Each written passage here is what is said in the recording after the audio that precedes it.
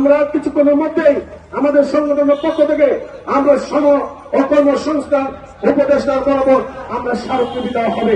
এই স্মারকলিপি দেওয়ার পূর্বে আমাদের এই সমাবেশে গুরুত্বপূর্ণ বক্তব্য রাখবেন এদেশের শ্রমিক আন্দোলনের অন্যতম প্রধান ব্যক্তিত্ব শ্রমিক কর্মচারী ঐক্য পরিষদের ইসকমের কেন্দ্রীয় শীর্ষ নেতা জনতা কংগ্রেস রাজীবুজ্জামান রতন।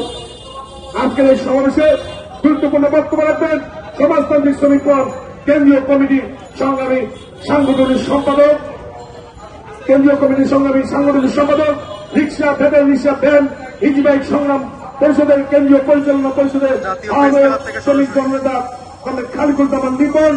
আজকের এই সমাবেশে গুরুত্বপূর্ণ বক্তব্য রাখবেন গার্মেন্টস শ্রমিক ফ্রন্ট কেন্দ্রীয় কমিটির সংগ্রামী সাধারণ সম্পাদক শ্রমিক নেতা সেলিম মাহবুব।